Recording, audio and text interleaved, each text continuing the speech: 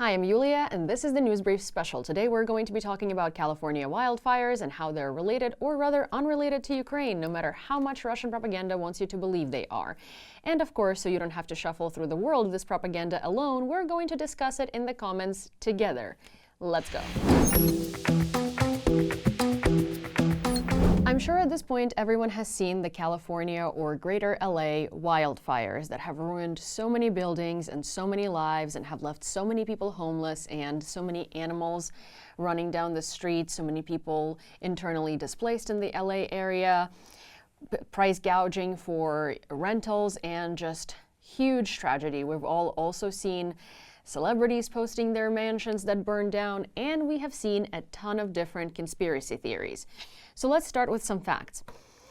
There have been a total of 20,967 total emergency responses. There are 124 wildfires. 40,588 acres have burned. There have been 23 fatalities. Of course, preliminary pending coroner confirmation. And 12,300 plus structures have been burned down or damaged, and the assessments are still underway for Palisades and Eaton fires.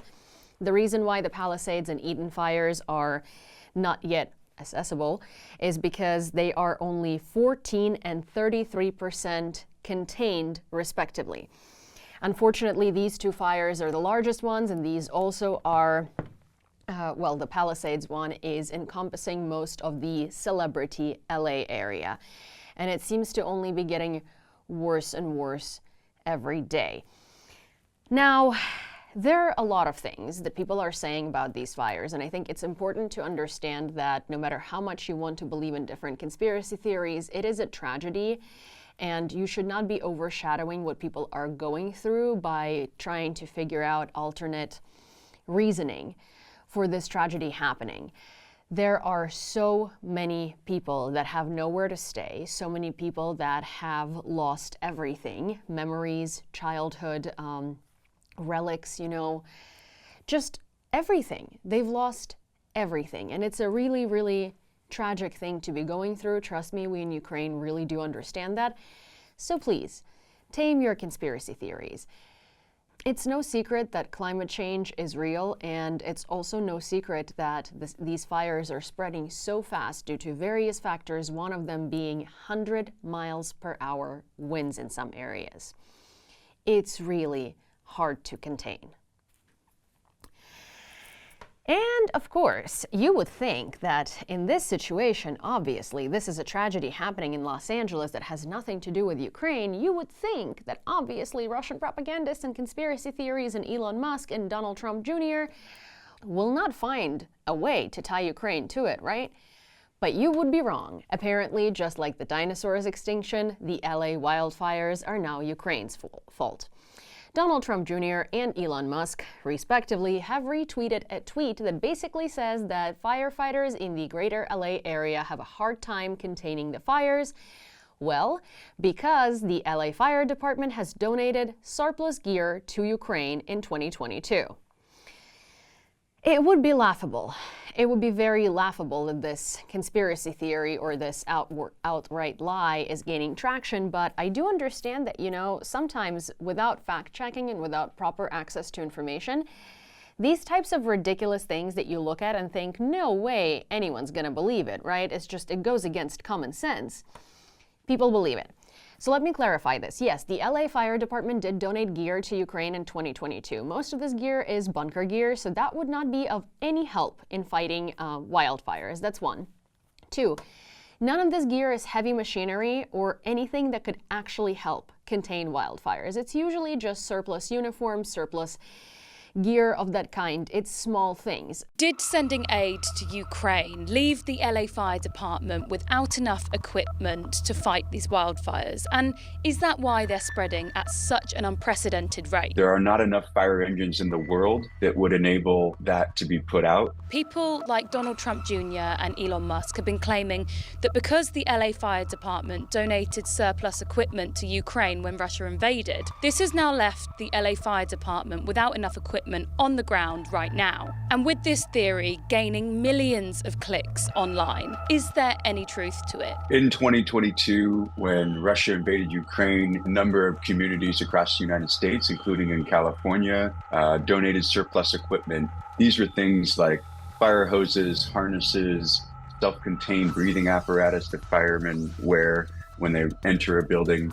But this equipment had nothing to do with the outcome in Los Angeles. And why are these fires spreading at such an unprecedented rate? When a wildfire gets going under those types of conditions, it's more about what is happening in the neighborhoods and immediately around the homes, and the number of simultaneous ignitions. As soon as you have more than 10 homes burning on a block, your fire hydrants are going to run dry. It doesn't matter how much water you have once it gets into the urban environment. And just like the Great London Fire in the 1660s, it will take down the entire city and burn until it reaches the Pacific Ocean in this case. So there you have it. There is no link between sending surplus equipment in 2022 to Ukraine and the unprecedented spread of these deadly wildfires. American fire departments treat those types of things very seriously, and they have expiration dates. So when a gear's expiration date is coming up, they're supposed to get rid of that gear. So all of that stuff that was donated to Ukraine was gear that is about to either expire or is surplus gear. So gear that would not be used neither in these fires or in anything else, because it's unlawful for American firefighters to use expired gear. And all of this gear has been substituted since it's been donated for newer gear. So that does not have any impact on the ability of the LA Fire Department to fight these fires. Also, if you're curious, there is a video from that time period of all the gear that the LA Fire Department donated to Ukraine, and it fits into a truckload, a small truckload. So it was not a ridiculous amount of gear. Also, in every fire department, in most places worldwide, there is a program in which they donate their surplus and about to expire gear to nations less fortunate. So this is not some sort of a super wildly different and exceptional thing they have done for Ukraine. This is a normal thing that happens all the time. And also, if you still do believe the conspiracies that these wildfires are caused by Ukraine or whatever else, and you can't contain them because of, some gear that's missing, like helmets and whatnot, here is an explanation of the LA Fire Department representative to Elon Musk, who was trying to insinuate a similar thing, as to why they're having such a hard time taming these fires. So, all right, what about water availability? Was water availability? I understand that was like not an issue in Malibu. Is that correct? Was it water? Well, yeah. So there was water. We have several reservoirs that encinos that we use a lot. Now, just an example, if we have one building burning, we could flow 1,000 gallons a minute on that one building with the hose lays that we put in to stop it. You can imagine 1,000 gallons per house, we couldn't do, right? So the amount of water we're flowing, there really is no water system that's going to keep that pace. So we have to bring in water tenders, which are these big tank water tanks that, 2,500, 3,000 gallon trucks, and they'll come in. And that's what we have to do to compensate. So they park out there, do it. DWP did a great job. They brought in big water trucks for us, and we use them as basically mobile hydrants. All right. Right, and then we have our own agency as well that has water tenders. Okay. My understanding is that like along the, maybe correct me if I'm wrong, in Malibu along the coast there was no shortage of water. In the Palisades there was a shortage of water at a certain point. Or is that not accurate? Well, we were flowing just an amount of water that the system couldn't overbear. That we're just overbearing, just because of how much water these firefighters were utilizing. Okay. All right. Sounds good. All right. Thanks, guys. So hopefully that clears up most of the confusion. It certainly did clear it up for Elon Musk, because he seems at a loss for words and has ended his live stream the second that the firefighter stopped speaking, because, well, he realized that his narrative is not flying. But, Russia wasn't done yet because, of course, this one conspiracy theory or fake news outburst is not enough. Now they also came up with a fake video, supposedly from United 24, which is one of Ukraine's main media platforms, that shows a tragedy that mentions of Ukrainian generals have been destroyed in California wildfires. First, there was no video. United 24 never published a video like that. I mean, you can go through their Instagram, we're doing it on the screen together. That video is not there. That's one. Two, there are no mansions that Ukrainian generals own in California because that's just not a thing. And this video is obviously created to discredit the armed forces of Ukraine and to make it look like they're oligarchs who are just buying these, exuberantly expensive houses in the celebrity LA area and, tragically losing them to a fire. They're insinuating that it's Zaluzhny's team that has been buying these houses since 2022 to 2023, and now they've lost them. There are no Ukrainian generals that own extravagant houses in California. I mean, hey, maybe some of them have family that fled to California and lives in like rental apartments or rental homes, but no mansions. It just fits with the same old narrative of Zelensky's lining his pockets with your money. He's not. We get weapons, we don't get money. Zaluzhny got weapons, he didn't get money. Everyone is getting grants and weapons and contracts, not money.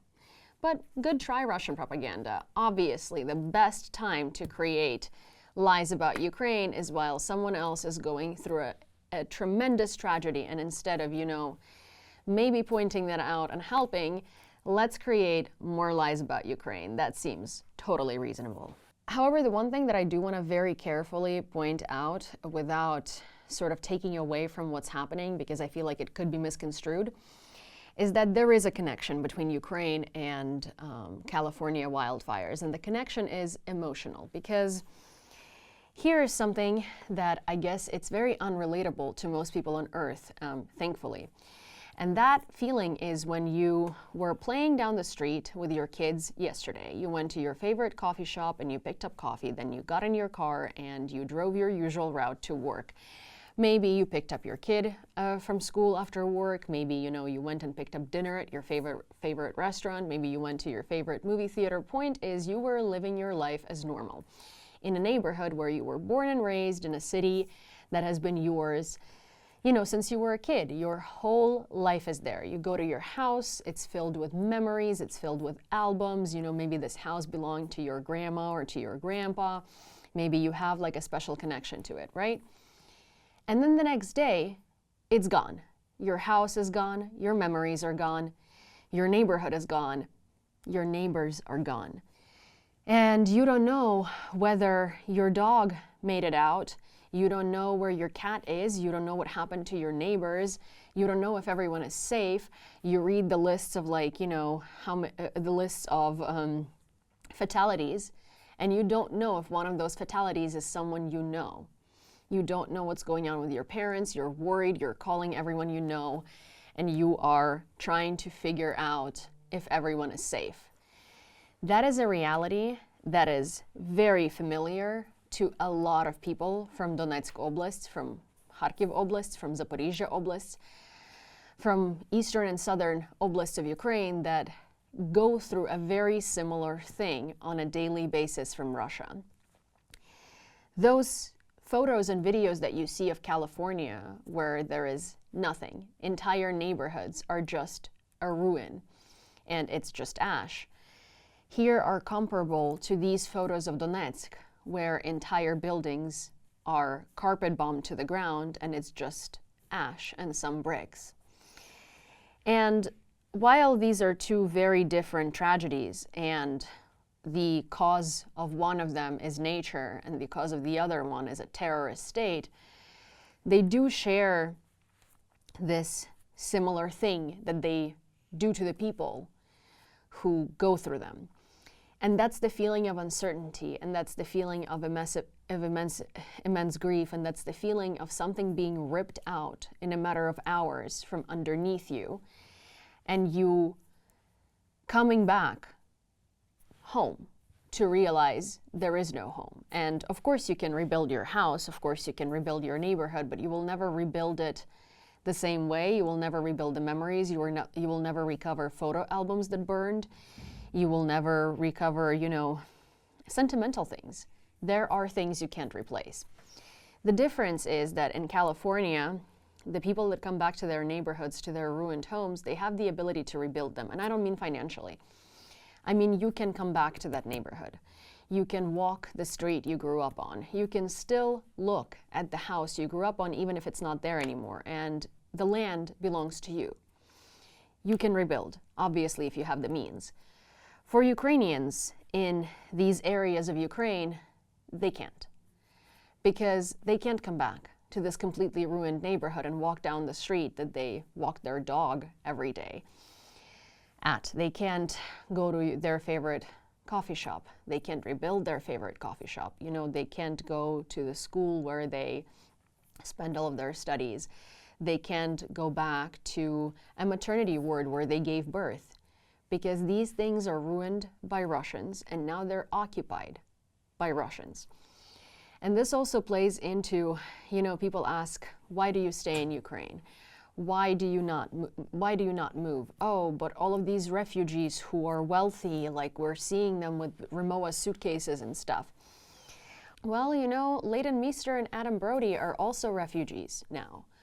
Their house burned down, but they likely drive a nice car and have very nice clothes, and they likely evacuated with a bag of clothes that they had on them, the first necessities, and their clothes are likely not, TJ Maxx discounted, they're Alo Yoga.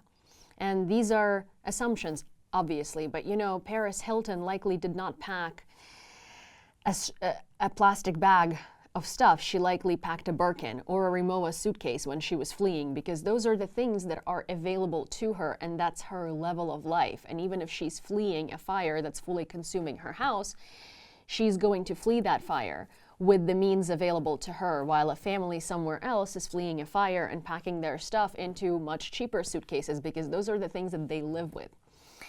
So this is a feeling that we in Ukraine understand very well. When you had everything yesterday and today you have nothing, and you don't have to deal with just insurance to have to rebuild it, and you don't have to figure out the bureaucracy of it, you no longer know where to go. Because, your parents likely live in your area and they also have nowhere to go. You might not have family anywhere else, so there is nowhere you can stay.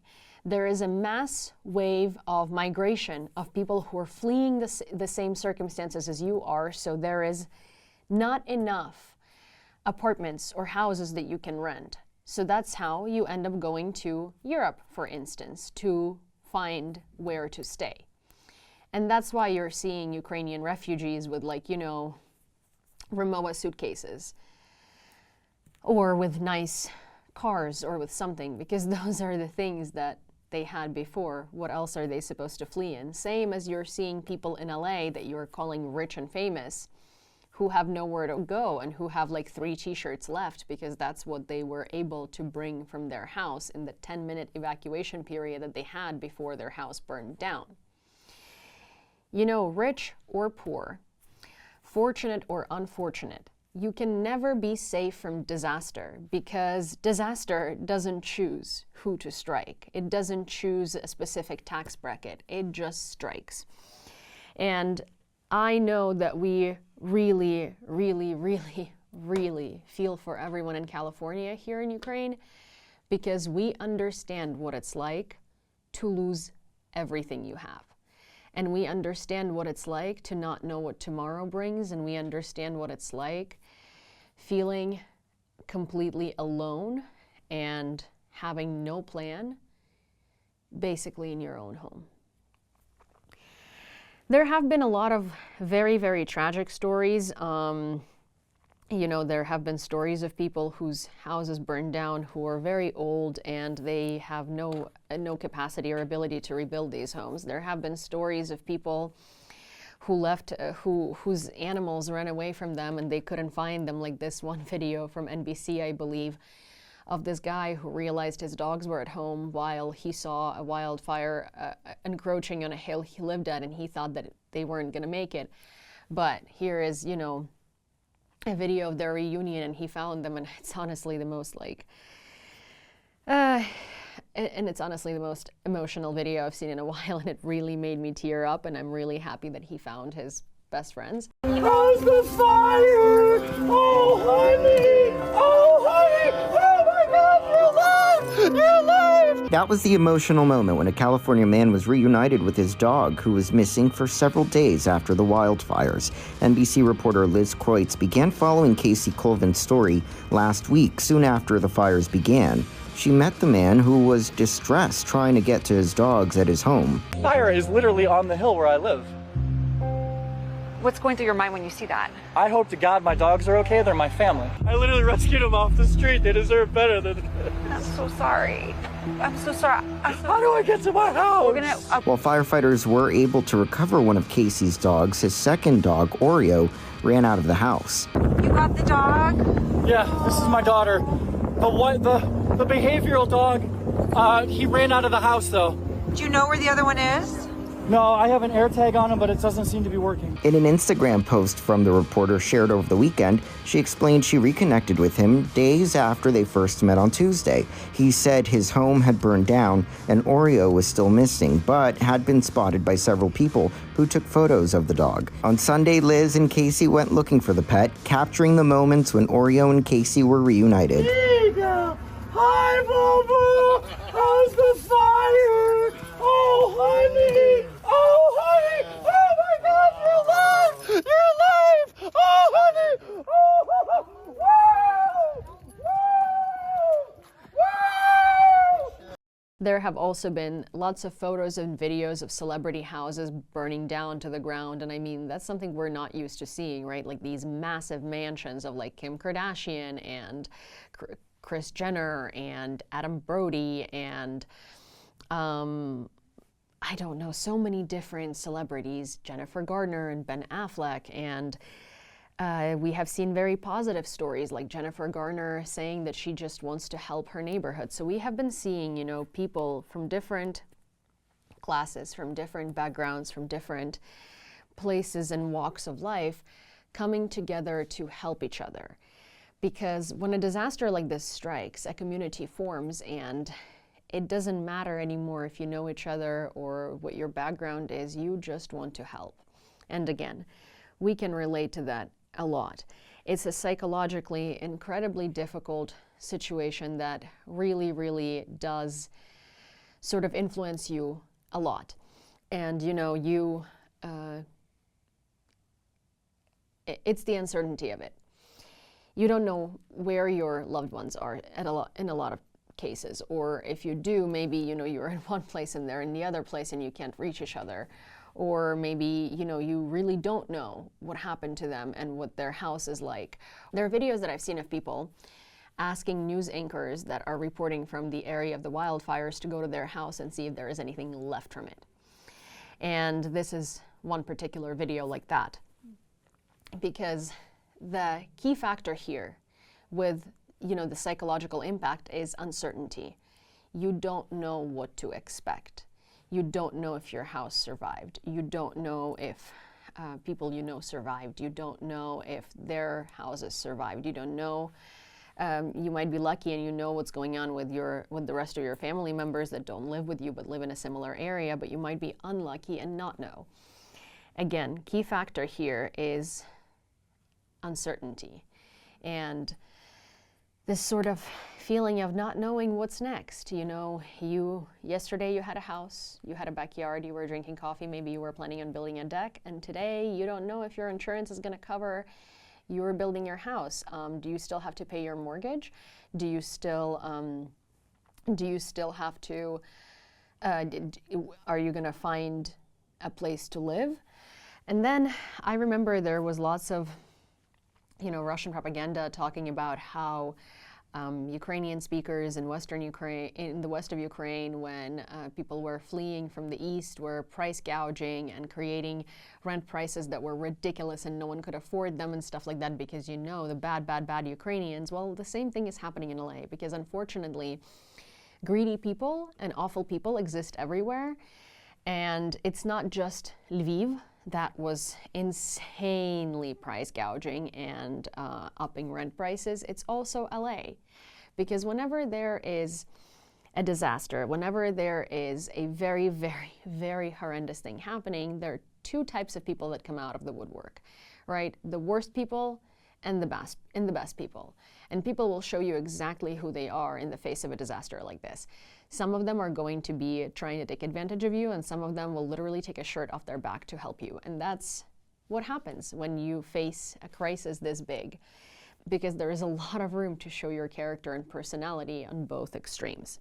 Now, when we talk about California wildfires and what it's going to take to rebuild, and we bring in Ukraine and Ukraine aid to it, I do want to say, first of all, it's imperative that the U.S. government focuses on helping the victims of California wildfires. Obviously, it's imperative that the state of California helps families renew their houses with insurance and, with financial help, and there should be programs and grants and stuff like that that help with these types of disasters.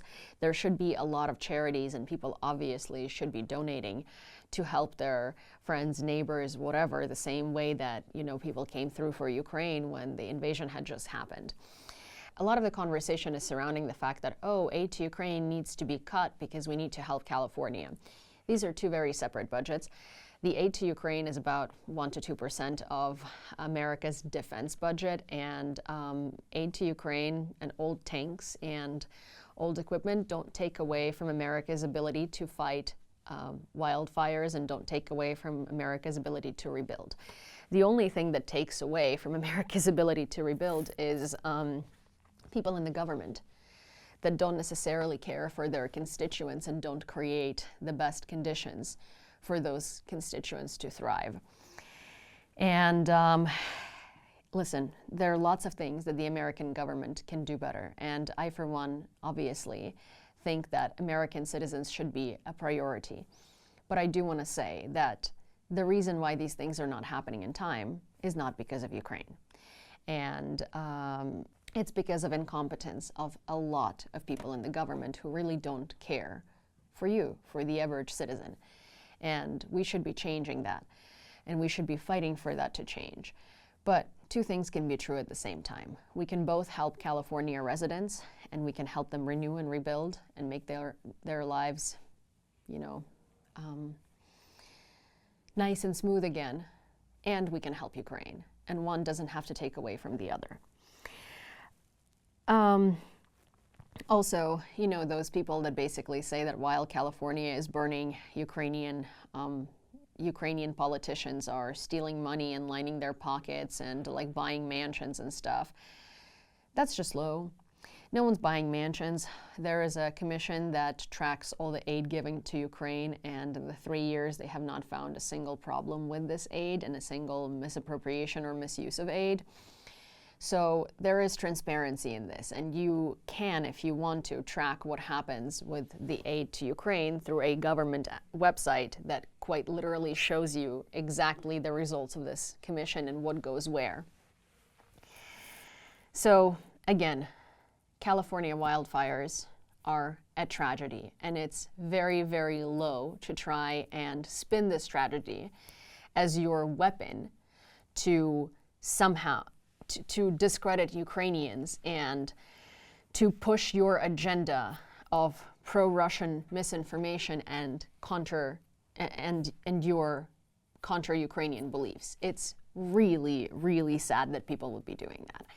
I also want to point out that even in the middle of the war, where our emergency response services are overwhelmed and understaffed and overworked and have all of this stuff going on, obviously because we have bombs and missiles going off all the time, every day, our emergency workers, specifically firefighters, 150 of them, are able to come to the United States and help fight the fires, because one of the things that California needs the most is manpower.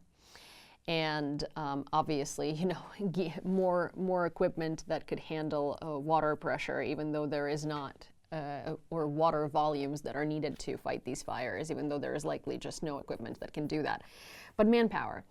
Manpower is really important here because obviously firefighters get tired. There are not enough firefighters, right, to fight a fire this big, and there are many people from this field coming from Mexico, from Canada, from other places, and Ukraine has offered to send 150 firefighters from Ukraine to help fight these fires. So when you say that Ukraine doesn't care, and I see these memes of like, oh, so how is Ukraine helping us now?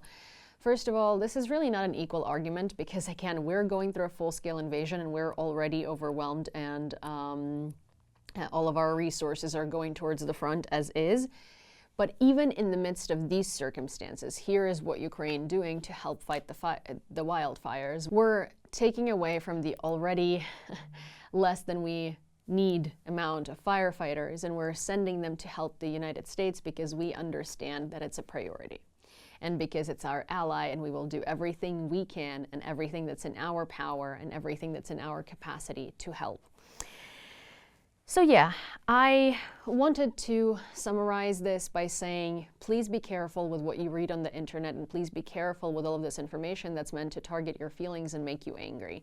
You know, every time there is a disaster, they're trying to target you and play on your feelings in order to use your anger and your sadness for their benefit. And by that I mean lots of different people, both in politics and in other places, whose agenda is to use you in whatever benefits them. So please be careful. Don't read this misinformation.